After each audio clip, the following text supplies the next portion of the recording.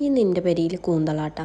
അത് വെച്ച് എന്തെങ്കിലുമൊക്കെ വെറൈറ്റി ഉണ്ടാക്കാൻ പറ്റുമെന്ന് ഞാൻ യൂട്യൂബിൽ സെർച്ച് ചെയ്തപ്പോഴേ സിമ്പിളായിട്ടുള്ള റെസിപ്പി ഉണ്ട്. എന്നാൽ പിന്നെ ഉണ്ടാക്കി വെക്കട്ടാ.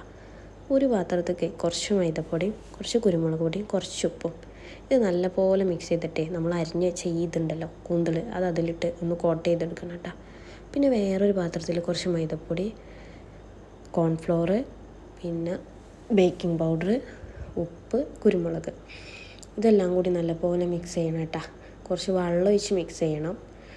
കുറച്ച് ലൂസായിട്ടുള്ളൊരു ബാറ്റർ ഉണ്ടാക്കിയെടുക്കണം കേട്ടോ. പിന്നെ ഇത് നല്ലപോലെ മിക്സ് ചെയ്തിട്ട് അതിൽ കുറച്ച് മഞ്ഞൾപ്പൊടി ഇടണം കേട്ടോ ഒരു കളറിന് വേണ്ടിയിട്ട്. എന്നിട്ട് നമ്മൾ ഈ അരിഞ്ഞ് വെച്ച ഓരോ കൂന്തളും ഇതിൽ മുക്കണം കേട്ടോ. മുക്കിക്കാണ്ട് നല്ലപോലെ മുക്കിയെടുത്തിട്ട് നല്ല ചൂടായ എണ്ണയിലിട്ട് പൊരിച്ചെടുക്കണം കേട്ടോ.